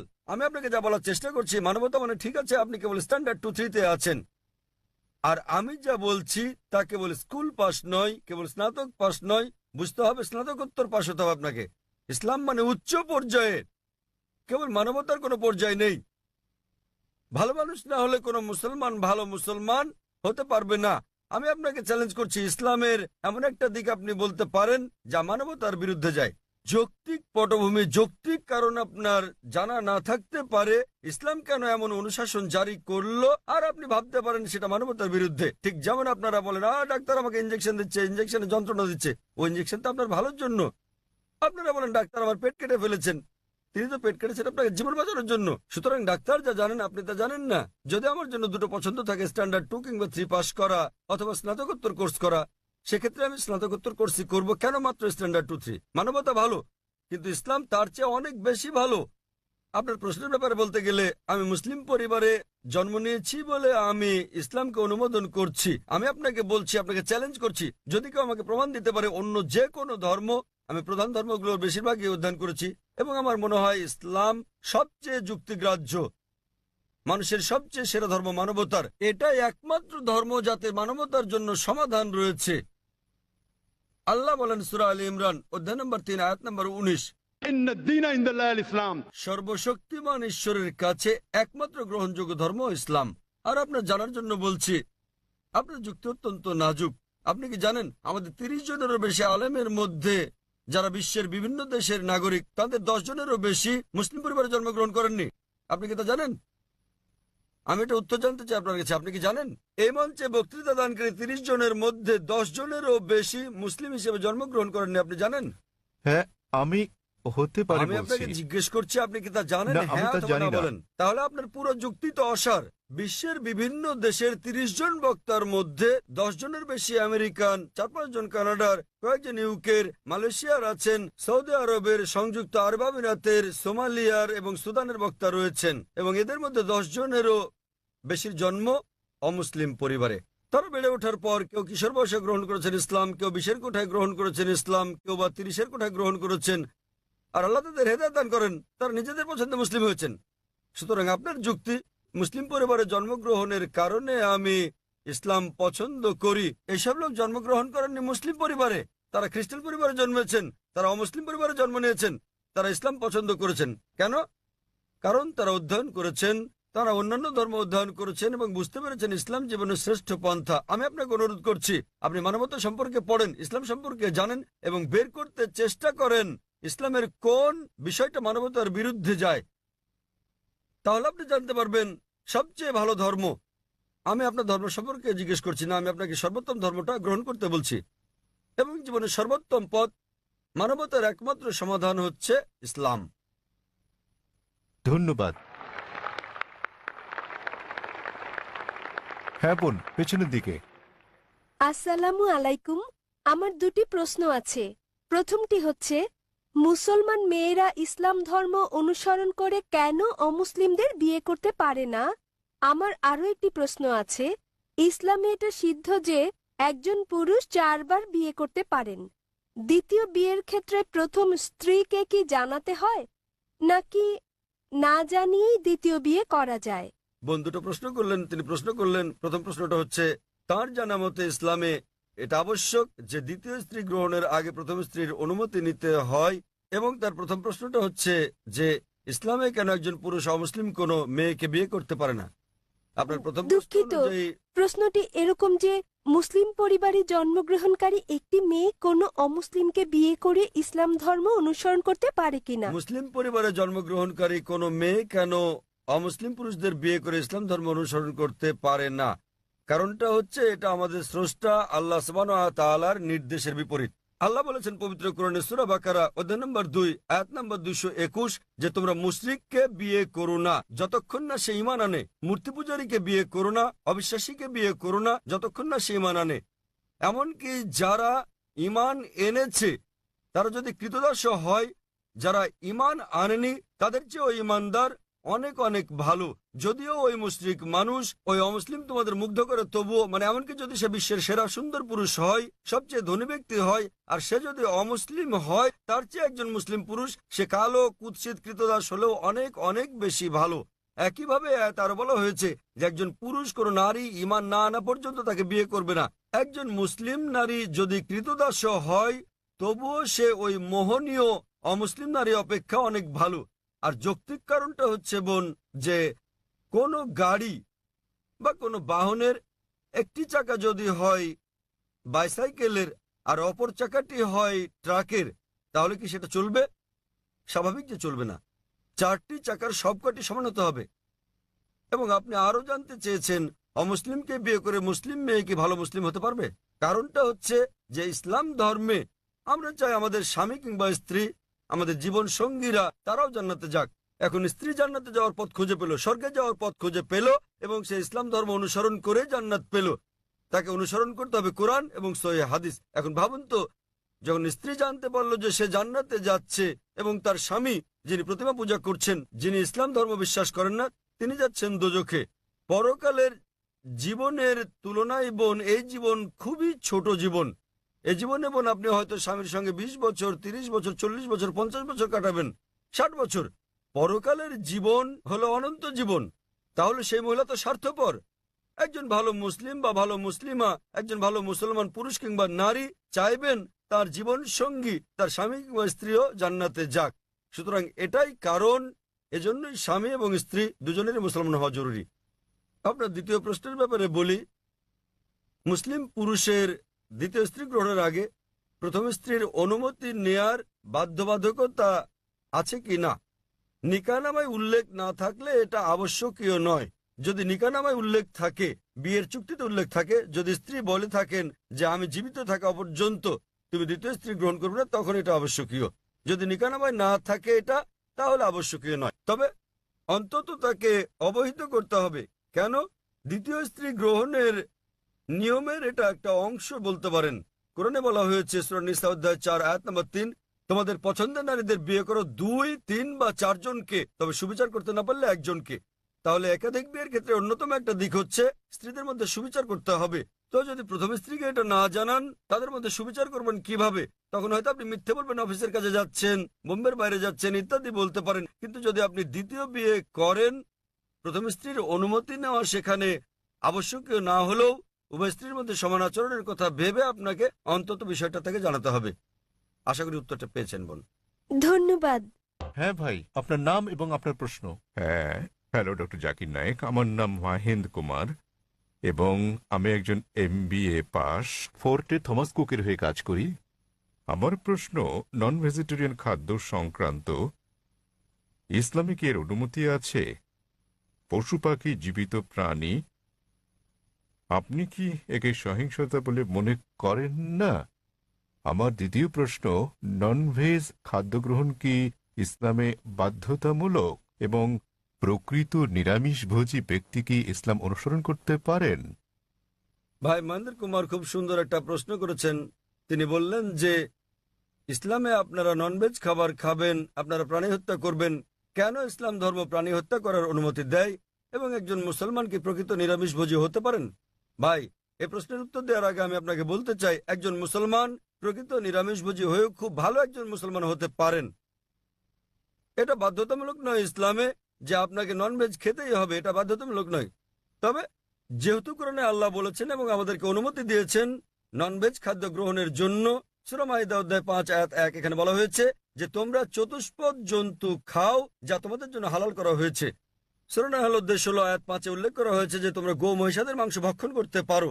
সূরা মুমিনুন অধ্যায় 23 আয়াত 21 বলা হয়েছে যে গো মহিষাদের উদরস্থিত বস্তু থেকে আমি তোমাদের পান করাই, এর মধ্যে তোমাদের উপকার রয়েছে এবং তোমরা এদের মাংস ভক্ষণ করতে পারো। সুতরাং যখন সর্বশক্তিমান ঈশ্বর হালাল প্রাণীর মাংস ভক্ষণ করার অনুমতি দিয়েছেন, তখন আমরা কেন খাবো না? এখন যৌক্তিক কারণের দিকে আসি, কেন ইসলাম আমিষ ননভেজ খাদ্য গ্রহণের অনুমতি দিয়েছে। যদি ননভেজ খাদ্যকে বিশ্লেষণ করা হয়, দেখা যাবে এগুলো প্রোটিন সমৃদ্ধ। মানব দেহে 23 প্রকার অ্যামিনো অ্যাসিডের প্রয়োজন রয়েছে, যার 8টি মানব দেহে তৈরি হয় না, খাদ্য দিয়ে এগুলোর চাহিদা মেটাতে হয়। এগুলো অত্যাবশ্যকীয় অ্যামিনো অ্যাসিড নামে পরিচিত। এখন এই 8 প্রকার অত্যাবশ্যকীয় অ্যামিনো অ্যাসিডের সবগুলো কোনো শাকসবজির মধ্যে একসঙ্গে পাওয়া যায় না, কেবলমাত্র মাংসের মধ্যে পাওয়া যায়। সেজন্য কোনো প্রাণীর মাংস শাকসবজির তুলনায় অধিক বেশি পুষ্টিকর। এছাড়াও যদি আপনি বিশ্লেষণ করেন, যদি আপনি তৃণভোজী প্রাণীদের দাঁতগুলো ভালো করে দেখেন, যেমন গরু, ছাগল, ভেড়া, এদের দাঁতগুলো চ্যাপ্টা, এরা কেবল তৃণভক্ষণ করে, মাংস খায় না। যদি আমরা ভালো করে দেখি মাংসাশী প্রাণীগুলোর দাঁত, যেমন বাঘ, চিতাবাঘ, সিংহ, দেখতে পাবো এদের দাঁতগুলো তীক্ষ্ণ, তাদের ক্যানাইন দাঁত আছে। এরা কেবল মাংস খায়, তৃণজাতীয় খাদ্য খায় না। যদি আমরা মানুষের দাঁতগুলো বিশ্লেষণ করি, আমরা আয়নার সামনে গিয়ে ভালো করে দেখি আমাদের মানুষের চ্যাপ্টা এবং তীক্ষ্ণ 2 ধরনের দাঁতই রয়েছে। যদি সর্বশক্তিমান ঈশ্বর আমাদের কেবলমাত্র শাকসবজি খাওয়ানোর ইচ্ছে করতেন, তাহলে কেন তিনি আমাদের ক্যানাইন দাঁত দিলেন? কেন তিনি আমাদের তীক্ষ্ণ দাঁত দিলেন? কিসের জন্য? স্বাভাবিকভাবে বোঝা যায় প্রাণীজ খাবার খাওয়ার জন্য, মাংস খাওয়ার জন্য। এছাড়াও যদি আমরা মানুষের পরিপাকতন্ত্র বিশ্লেষণ করি, যদি আমরা এটাকে তৃণভোজী প্রাণীগুলোর সঙ্গে তুলনা করি, গরু, ছাগল, ভেড়া, দেখা যাবে এরা কেবল তৃণ হজম করতে পারে। মাংসাশী প্রাণী বাঘ, চিতাবাঘ, সিংহ, এদের পরিপাকতন্ত্র কেবল মাংসজাতীয় খাদ্য হজম করতে পারে, তারা তৃণ হজম করতে পারে না। মানুষের পরিপাকতন্ত্র দুটোই হজম করতে পারে। মানুষের আছে ক্ষুদ্রান্ত্র, বৃহদান্ত্র। এটা শাকসবজি হজম করতে পারে, মাংস হজম করতে পারে, দুটোই হজম করতে পারে। সর্বশক্তিমান ঈশ্বর যদি আমাদের কেবল শাকসবজি খাওয়াতে চাইতেন, তাহলে তিনি কেন আমাদের এমন পরিপাকতন্ত্র দিলেন যা উভয় হজম করতে পারে? বিশ্লেষণে দেখা গেছে হিন্দুদের অনেকের ধারণা যে হিন্দু ধর্ম মাংস জাতীয় খাদ্য খাওয়া নিষিদ্ধ করেছে। প্রকৃতপক্ষে যদি আপনি পড়েন, মনুস্মৃতিতে উল্লেখ আছে অধ্যায় নম্বর 5 শ্লোক নম্বর 30, সর্বশক্তিমান ঈশ্বর খাদ্য হিসেবে কিছু প্রাণীকে সৃষ্টি করেছেন আর কিছুকে করেছেন খাদক। যেসব প্রাণীকে খাদ্য হিসেবে সৃষ্টি করা হয়েছে সেগুলো খেলে কোনো পাপ হবে না। মনুস্মৃতি অধ্যায় 5 শ্লোক 31 বলছে যে সর্বশক্তিমান ঈশ্বর কিছু প্রাণী বলির জন্য সৃষ্টি করেছেন, তাদের জবাই করলে পাপ হবে না। মনুস্মৃতি অধ্যায় 5 শ্লোক 40 বলা হয়েছে যে বলিদানের পশু বলি দেওয়ার জন্য অনুমতি আছে, এটা ঈশ্বরের বিধান। সুতরাং হিন্দু ধর্মে প্রাণীর মাংস খাওয়ার অনুমতি আছে। বেদ ও অন্যান্য ধর্মগ্রন্থ পড়লে দেখবেন সাধু সন্তরা প্রাণীর মাংস খেতেন, এমনকি গরুর মাংস খেতেন। মহাভারত পড়লে দেখবেন অনুশাসন পর্ব অধ্যায় নম্বর 88, যখন পাণ্ডবরা একত্রে মিলিত হয়, যুধিষ্ঠির যিনি পাণ্ডবদের বড় ভাই, তিনি ভীষ্মকে জিজ্ঞেস করেন যে কোন খাদ্য আমাদের যজ্ঞে পূজায় দেয়া উচিত যাতে করে আমাদের পূর্বপুরুষ সন্তুষ্ট হয়। তো ভীষ্ম উত্তর দিলেন যে যদি আপনি লতাপাতা গুল্ম শাকসবজি দেন তাহলে আমাদের পূর্বপুরুষেরা 1 মাসের জন্য সন্তুষ্ট থাকবে। যদি আপনি দেন মাছ তাহলে 2 মাস, যদি তাদেরকে মাংস দেন তাহলে 3 মাস, যদি খরগোশ দেন তাহলে 4 মাসের জন্য, যদি ছাগল দেন তাহলে 5 মাস, যদি লবণযুক্ত শুকরের মাংস দেন তাহলে 6 মাস, যদি তাদের পাখি দেন তাহলে 7 মাস, যদি হরিণ দেন তাহলে 8 মাস। এভাবে খাদ্য তালিকা ক্রমশ বড় হতে থাকে। বলা হয়েছে যদি মহিষ দেন তো 11 মাস, যদি দেন গোমাংস আপনি, তাহলে আমাদের পূর্বপুরুষেরা পুরো 1 বছর সন্তুষ্ট থাকবে। এবং যদি ছাগলের লাল মাংস কিংবা গন্ডারের মাংস দেন তাহলে তারা অনন্তকাল সন্তুষ্ট থাকবেন। সুতরাং হিন্দু ধর্ম মতে প্রাণীর মাংস খাওয়া কোনো পাপ নয়। হিন্দু ধর্মাবলম্বী অনেকে জীবিত প্রাণী হত্যা না করার অহিংস দর্শনে উদ্বুদ্ধ হয়ে মাংস খেতেন না, তারাও খেতে শুরু করেছেন। কিন্তু এমনকি এই অহিংস দর্শন, যেমন আপনি বলেছেন যে জীব হত্যা করা হচ্ছে পাপ, ভাই আপনি কি জানেন যে উদ্ভিদেরও প্রাণ আছে? আপনি কি এটা জানেন ভাই? জি। তাহলে জীব হত্যার যে পাপ আপনি বলেন, সেক্ষেত্রে উদ্ভিদ লতাপাতা ইত্যাদি হত্যা পাপ, তাহলে কেন আপনি সেগুলো খাবেন? একমত। একমত, খুব ভালো। এছাড়াও এমন কিছু লোক আছে যারা বলে ঠিক আছে ভাই জাকির, আমি একমত যে উদ্ভিদেরও প্রাণ আছে, কিন্তু তারা তো ব্যথা অনুভব করে না, তাই উদ্ভিদ হত্যা করা জীবজন্তু হত্যা করার চেয়ে কম পাপ। যে বিষয়টা মনে রাখতে হবে তা হচ্ছে বিজ্ঞান আজ উন্নত, আমরা জানতে পেরেছি যে উদ্ভিদও ব্যথা অনুভব করে, কিন্তু উদ্ভিদের কান্না মানুষ শুনতে পায় না। কারণ মানুষ যে শব্দ তরঙ্গ শুনতে পায় তার মাত্রা 20 সাইকেল থেকে 20,000 সাইকেল পার সেকেন্ড পর্যন্ত, এর নিচের বা বেশি মাত্রা শব্দ তারা শুনতে পায় না। আমেরিকার এক কৃষক উদ্ভিদের কান্নাকে মানুষের শ্রবণ তরঙ্গে রূপান্তর করেছিলেন এবং উদ্ভিদগুলো কান্নাকাটি করলে পানি চাইলে তিনি বুঝতে পারতেন। আরেক ব্যক্তি এসে আমাকে যুক্তি দিয়ে বললেন, ভাই জাকির আমি আপনার সঙ্গে একমত যে উদ্ভিদের প্রাণ আছে এবং তারা ব্যথা অনুভব করে, তবে উদ্ভিদের 2টো ইন্দ্রিয় কম আছে প্রাণীদের ইন্দ্রিয় সংখ্যার তুলনায়। সুতরাং উদ্ভিদ হত্যা করা প্রাণী হত্যা করার চেয়ে অনেক কম পাপ। আমি আপনাকে জিজ্ঞেস করি ভাই, মনে করেন আপনার ভাই, আপনার বড় ভাই, তিনি জন্ম থেকেই বধির ও বোবা। যখন সে বড় হলো তখন কেউ তাকে হত্যা করলো, তাহলে কি আপনি বিচারককে বলবেন যে মহামান্য এই হত্যাকারীকে আপনি কম শাস্তি দিন, কেননা আমার ভাই 2টো ইন্দ্রিয় কম ছিল, তিনি শুনতে পেতেন না, কথা বলতে পারতেন না? আপনি কি কথা বলবেন? বরং আপনি বলবেন খুনিকে দ্বিগুণ শাস্তি দেওয়া হোক, কারণ আমার ভাই কানে শুনতেন না, বলতে পারতেন না, তিনি মাসুম ছিলেন, নির্দোষ ছিলেন তিনি। তাই ইসলামে 2টো বা 3টি ইন্দ্রিয়ের কোনো প্রশ্ন নেই। কোরআনে বলা হয়েছে সূরা বাকারা অধ্যায় 2 আয়াত 168, যেসব হালাল বস্তু দেওয়া হয়েছে সেগুলো খাও, যে সকল খাদ্য হালাল সেগুলো তোমাদের জন্য পবিত্র, সেগুলো খেতে পারো। এত সত্ত্বেও ব্যক্তিগতভাবে আমার কোনো সমস্যা নেই যদি অমুসলিমরা প্রাণীর মাংস না খায়, আমার কোনো সমস্যা নেই। কেবল তারা যখন বলে পশু পাখির মাংস খাওয়া পাপ, এক ধরনের অপরাধ, শুধু তখনই আমি জবাবটা দিই। অন্যথায় ভারতের অমুসলিমরা যদি পশু পাখির মাংস না খায় সেটা আমার জন্য ভালো। যদি ভারতের সকল অমুসলিমরা মাংস খেতে শুরু করে তাহলে খাসি গরুর মাংসের দামটা বেড়ে যাবে, তখন আমার মাংস খাওয়ার খরচটাও বেড়ে যাবে। তাই ব্যক্তিগতভাবে আমার কোনো সমস্যা নেই।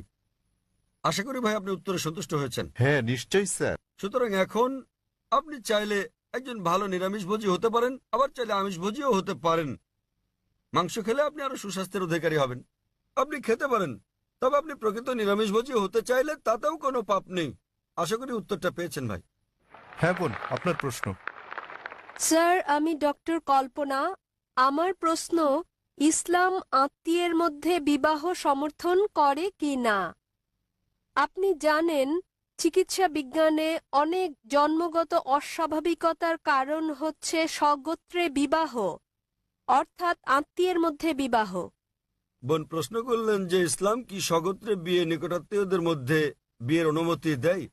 জি। বিয়ে সংক্রান্ত ব্যাপারে বলতে গেলে আল্লাহ বলেছেন কোরআনে সূরা নিসা অধ্যায় নম্বর 4 আয়াত নম্বর 22 থেকে 25 যে যে সকল বিয়ে নিষিদ্ধ, তাহলে আপনি বিয়ে করতে পারবেন না আপনার মাকে, আপনার মেয়েকে, আপনার মায়ের বোনকে, আপনার বাবার বোনকে এবং আপনার ঘনিষ্ঠ মাহারাম আত্মীয়দের। তবে আপন চাচাতো মামাতো বোন হলে পারবেন, কিন্তু ভাই বোন, পিতা কন্যা বিয়ের অনুমতি নেই।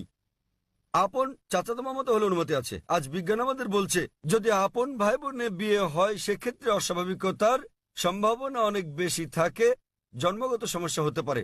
সুতরাং সরাসরি ভাই বোন, পিতা কন্যা, মা আর ছেলে, পিতাপক্ষের চাচা, আপন চাচা, বাবার বোন ইত্যাদির মধ্যে বিয়ে হলে অস্বাভাবিকতার সম্ভাবনা খুবই বেশি থাকে। তাই ইসলাম এইসব বিয়ে নিষেধ করেছে, কিন্তু আপন চাচাতো মামাতো হলে অনুমতি আছে। ইসলাম এটার অনুমতি দিয়েছে।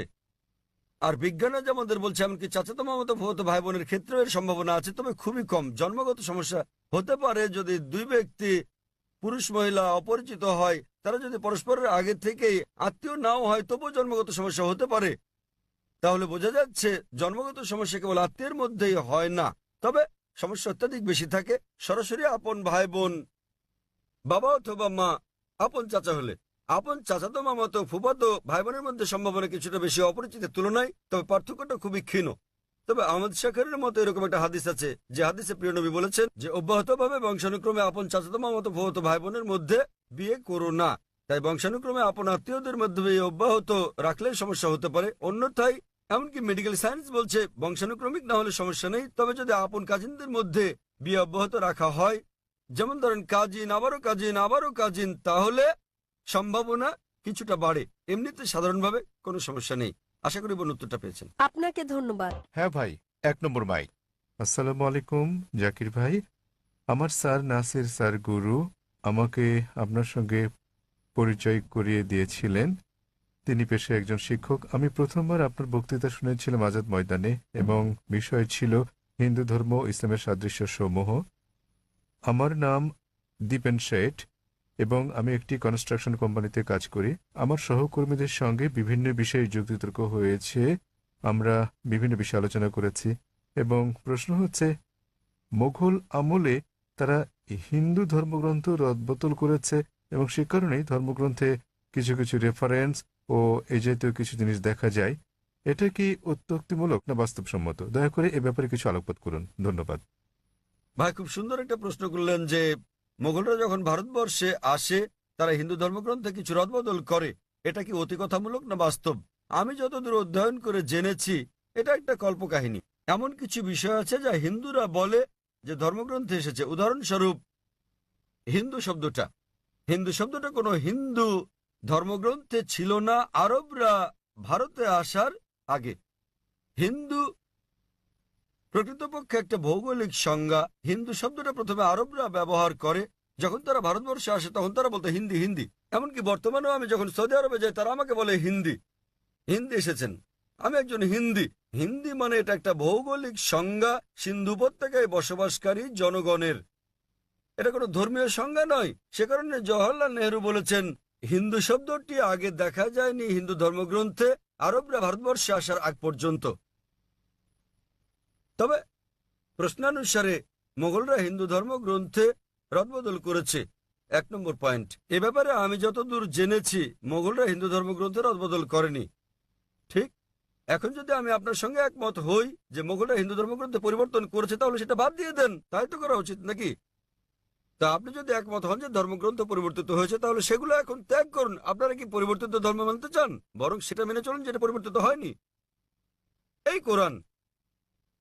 তাহলে যদি আমি আপনার যুক্তির সঙ্গে একমত হই যে মোগলরা ধর্মগ্রন্থে পরিবর্তন করছে, সেগুলো ত্যাগ করুন। ধরুন আপনার কাছে 2 গ্লাস পানি আছে, এক গ্লাস বিশুদ্ধ, অন্য গ্লাসে কেউ 1 ফোঁটা নর্দমার পানি মিশিয়ে দিল আপনার সামনেই। মেশানোর পর তো আর আলাদা করতে পারবেন না সেটা, সেই পানি আপনি পান করবেন? না। কেন? আপনি দেখতে পাচ্ছেন না। তবে যেহেতু আপনি দেখলেন ময়লা কালো রঙের ফোঁটা গ্লাসের পানিতে পড়লো, এখন আর আলাদা করতে পারবেন না, সেটাকে আপনি পান করবেন? এই গ্লাসের পানি আপনি পান করবেন? একবার যখন আমি দেখেছি ঠিক, তখন আর খুব পান ভালো, করব কারণ না। আপনি যুক্তি মানেন। তাহলে যদি আপনার সঙ্গে আমি একমত হই যে মোগলরা হিন্দু ধর্মগ্রন্থ রদবদল করেনি, বাদ দেন সেটা, নির্ভেজাল ধর্মগ্রন্থ নিন, কোরআন। যদি আপনি বলেন হিন্দু ধর্মগ্রন্থ সমূহ পরিমার্জিত হয়নি, হিন্দু ধর্মগ্রন্থ বলছে, আপনাকে মানতে হবে কোরআন, নবী মোহাম্মদ সাল্লাল্লাহু আলাইহি ওয়াসাল্লামকে অনুসরণ করতে হবে। যদি তারা পরিমার্জন করে থাকে তাহলে সেটা বাদ দিয়ে কোরআন মেনে চলুন, আর যদি তারা পরিমার্জন না করে থাকে সেক্ষেত্রে এই ধর্মগ্রন্থে বলা হয়েছে আপনাকে এক ঈশ্বরে বিশ্বাস করতে হবে। আমি যার উদ্ধৃতি দিয়েছি, তাছাড়াও ধর্মগ্রন্থে আরো বলা হয়েছে আপনাকে শেষ ও চূড়ান্ত বার্তাবাহক নবী মোহাম্মদ সাল্লাল্লাহু আলাইহি সাল্লামকে অনুসরণ করতে হবে। আমি হিন্দু ধর্মগ্রন্থ থেকে উদ্ধৃতি দিতে পারি যেখানে মোহাম্মদ সাল্লাল্লাহু আলাইহি ওয়াসাল্লামের কথা বলা হয়েছে। আপনি পড়ে দেখবেন হিন্দু ধর্মগ্রন্থ ভবিষ্য পুরাণ পর্ব 3 খণ্ড 3 অধ্যায় 3 শ্লোক 5 থেকে 8, এতে মোহাম্মদ সাল্লাল্লাহু আলাইহি ওয়াসাল্লামের কথা বলা হয়েছে। ভবিষ্য পুরাণ পর্ব 3 খণ্ড 3 অধ্যায় 3 শ্লোক 10 থেকে 27 মোহাম্মদ সাল্লাল্লাহু আলাইহি ওয়াসাল্লামের কথা বলছে। কুনটাব সুক্তাস পড়লে দেখবেন অথর্ববেদ বুক নম্বর 20 হেম নম্বর 127 স্তোত্র 1 থেকে 14 মোহাম্মদ সাল্লাল্লাহু আলাইহি ওয়াসাল্লামের কথা বলছে। আপনি পড়লে দেখবেন অথর্ববেদ বুক নম্বর 20 হেম নম্বর 21 স্তোত্র 6, অথর্ববেদ বুক নম্বর 20 হেম নম্বর 21 স্তোত্র 7 মোহাম্মদ সাল্লাল্লাহু আলাইহি ওয়াসাল্লামের কথা বলছে। ঋগ্বেদ বুক নম্বর 1 হিম নম্বর 53 স্তোত্র 9 মোহাম্মদ সাল্লাল্লাহু আলাইহি ওয়াসাল্লামের কথা বলা হয়েছে। যদি পড়েন সামবেদ অগ্নি মন্ত্র নম্বর 64-তে মোহাম্মদ সাল্লাল্লাহু আলাইহি ওয়াসাল্লামের কথা বলা হয়েছে। এমনকি মোহাম্মদ সাল্লাল্লাহু আলাইহি ওয়াসাল্লামকে নাম ধরে উল্লেখ করা হয়েছে, তাকে বলা হয়েছে আহমদ, যার মানে যিনি প্রশংসা করেন।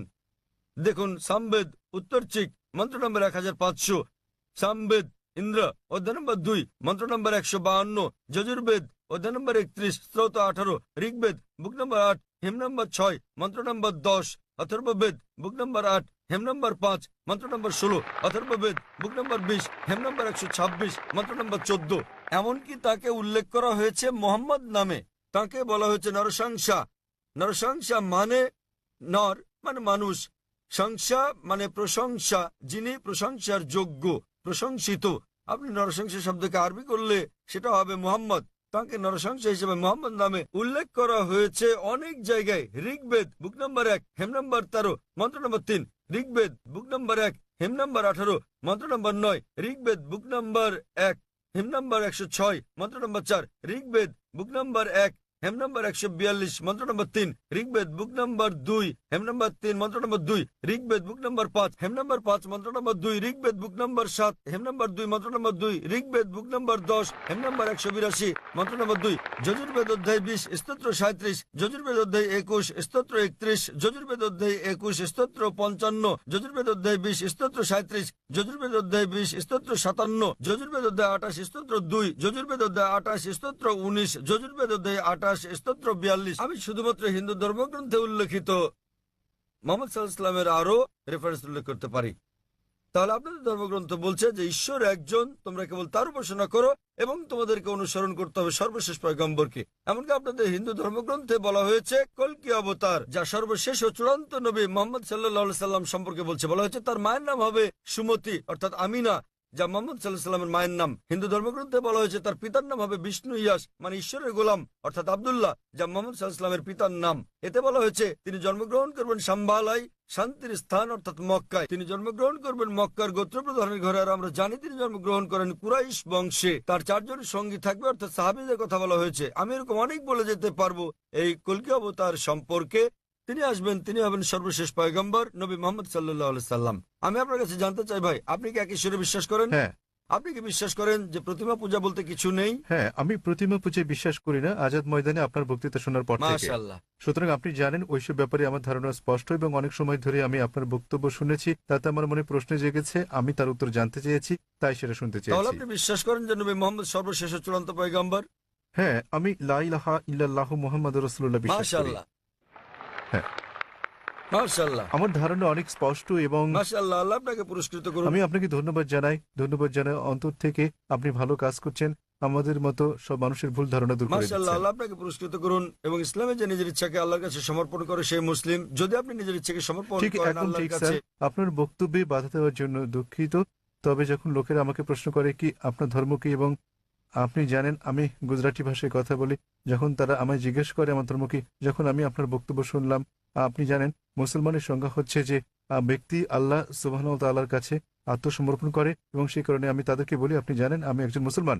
শুনে তারা আল্লাহ আপনাকে দুঃখ পায় পুরস্কার বলে দান মনে করুন। হয়। আমি গুজরাটি ভাষায় কথা বলি, তাই তারা কষ্ট পায়। আমি ভালো করে জানি আপনি জানেন আমি মুসলিম অথবা সেরকম কিছু, কিংবা আপনি জানেন আমি মুসলমান পটভূমির পরিবার থেকে এসেছি, তাই আমি যেমন পরিবারে জন্ম নিয়েছি আমি তেমন, তথাপি আমি জানি কোনটি ঠিক, এবং আমি অধ্যয়ন করছি এবং আমি আপনাকে বলছি আমি যা জানি ক্ষুদ্র পরিসরে তা প্রচার করি যতটা আমি পারি।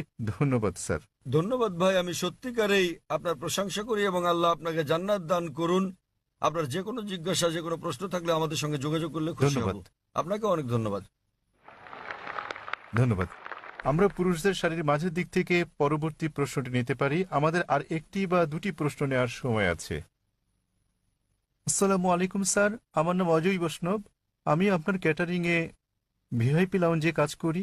আমার প্রশ্নটি আমার পরিবার ও সবার জন্য।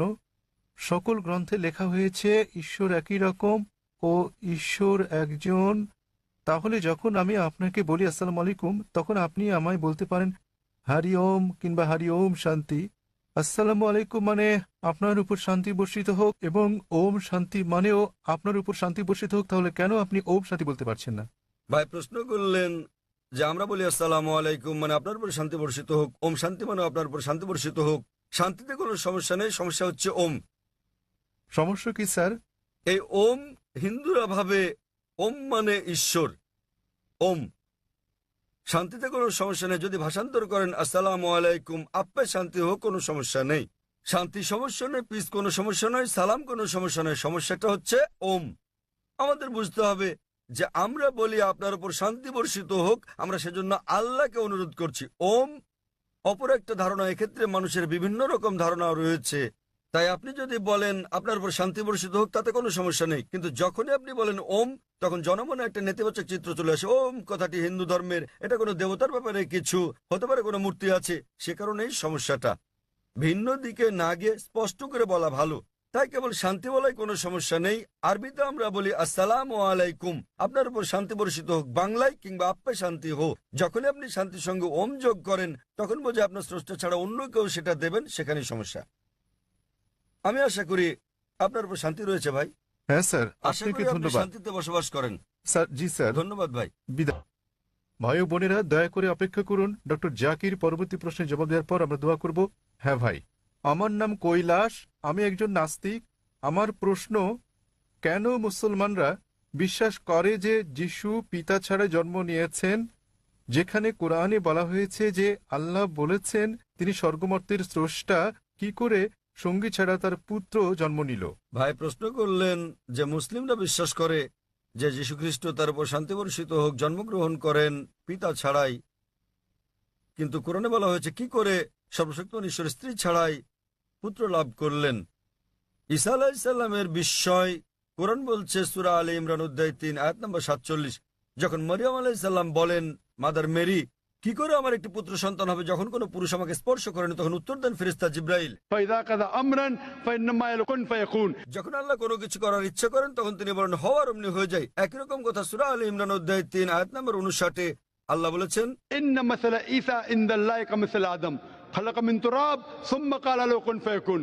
আল্লাহর নিকট যিশুর দৃষ্টান্ত হচ্ছে আদমের মতো, তাকে কাদামাটি দিয়ে তৈরি করার পর বলেছিলেন হয়ে যাও এবং হয়ে গেল। তাহলে আমরা যে বুঝলাম, তাহলে সর্বশক্তিমান ঈশ্বরের স্বাভাবিক নিয়মে প্রকৃতিগতভাবে মানুষ পিতামাতার মাধ্যমে জন্ম নেয়, তবে আল্লাহর ক্ষমতা আছে যে তিনি বিনা পিতায় সৃষ্টি করতে পারেন। দৃষ্টান্ত হচ্ছে ঈসা আলাইহিস সালাম।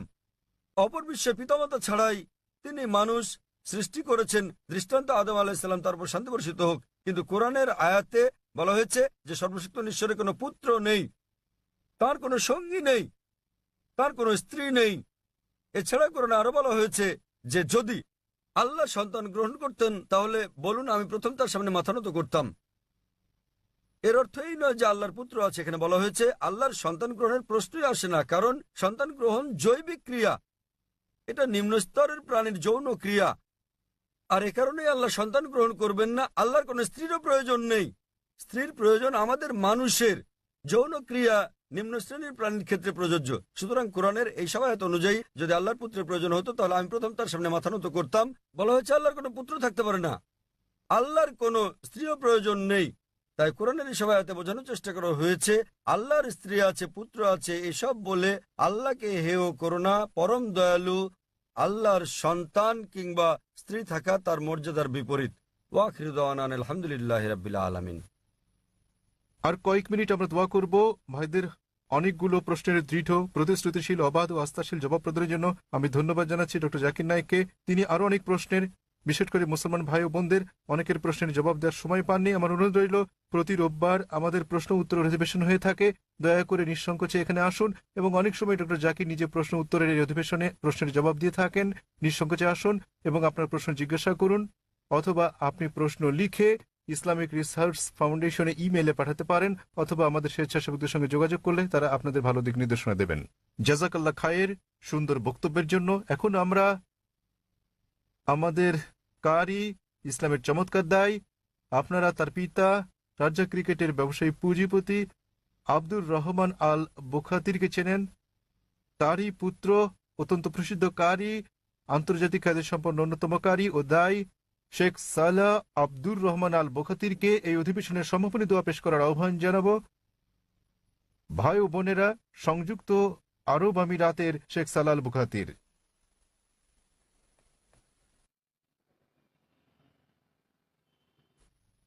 আসসালামু আলাইকুম ওয়া রাহমাতুল্লাহি ওয়া বারাকাতুহু।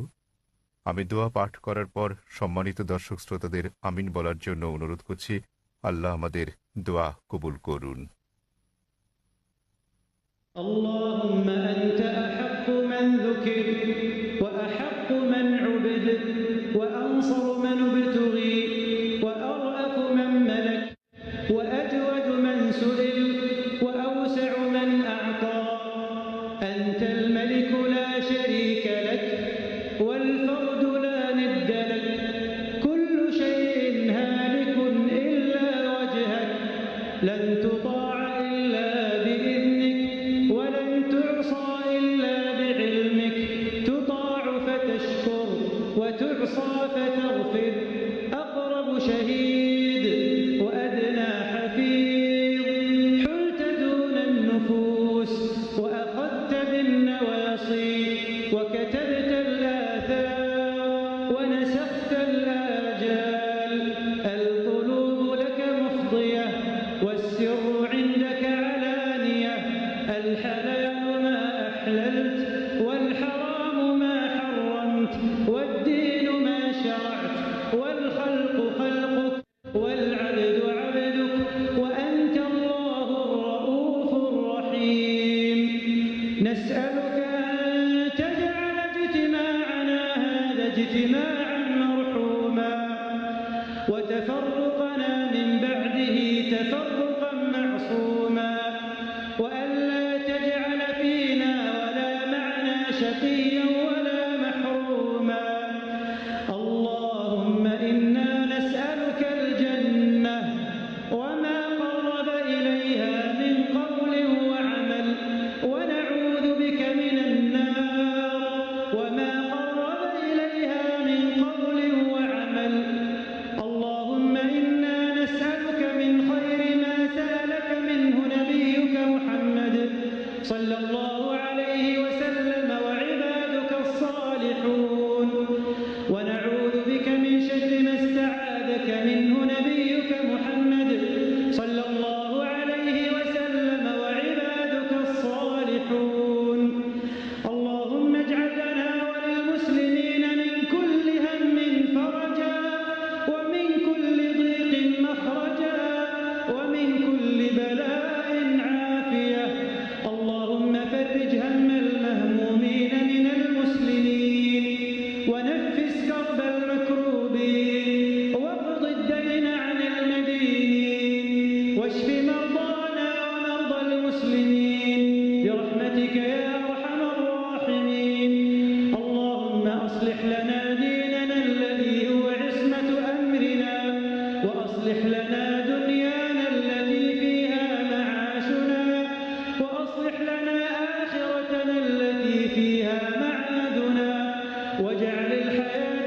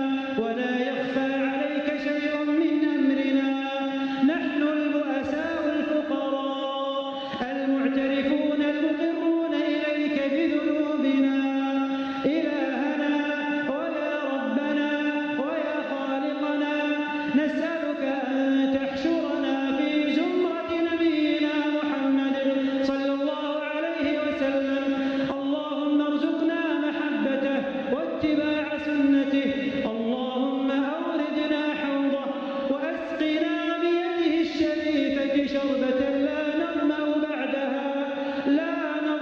بعدها أبدا برحمتك يا أرحم الراحمين. اللهم وكما جمعت هذا الجمع المبارك فاجمعنا في مستقر رحمتك وفي دار كرامتك إخوانا على سرر متقابلين لا يمسهم فيها نصب وما هم منها بمخرجين. اللهم اجعلنا ممن تباهي بهم ملائكتك وتقول انصرفوا مغفورا لكم يا حي يا قيوم. اللهم لا تفرق جمعنا إلا بذنب مغفور وسعي مشكور وعمل صالح متقبل مبرور وكلنا في جميع الأمور برحمتك يا عزيز يا غفور. اللهم اغفر للمسلمين والمسلمات والمؤمنين والمؤمنات الأحياء منهم والأموات إنك يا مولانا سميع قريب مجيب الدعوات. اللهم لا تردنا خائبين برحمتك يا أرحم الراحمين. سبحانك وبحمدك نشهد أن لا إله إلا أنت نستغفرك ونتوب إليك ونصلي ونسلم على أشرف أنبيائك وأفضل رسلك نبينا محمد وعلى آله الطيبين الطاهرين وعلى أزواجه أمهات المؤمنين وعلى صحبه الغر الميامين وعلى التابعين وتابعيهم بإحسان إلى يوم الدين. جزاكم الله خير. জাজাকাল্লাহ খায়ের। শেখ সালাহ আল বুখাতির বিশ্ব মুসলিমের এই সম্মেলনে শ্রোতাদের জন্য আপনার মোহনীয় ও হৃদয় আন্দোলিত করা দোয়ার জন্য জাজাকাল্লাহ খায়ের। জাজাকুমুল্লাহ খায়রান। এত বিপুল শ্রোতা উপস্থিতির জন্য ইনশাআল্লাহ আগামীকাল আমরা সন্ধ্যার অধিবেশনে মিলিত হব। সেই অধিবেশনে আমরা আর একজন নেতৃস্থানীয় কারি মিশরের শেখ আব্দুল ফাত্তাহ তারুতির কিরাত শোনাবো এবং আগামীকালের সান্ধ্যকালীন অধিবেশন ইনশাআল্লাহ মদিনার মসজিদ আন নবাবির ইমাম ও খতিব শেখ সালাহ আল বুখাতিরের দোয়ার মধ্যে শেষ হবে ইনশাআল্লাহ। আসসালামু আলাইকুম ওয়া রাহমাতুল্লাহি ওয়া বারাকাতুহু।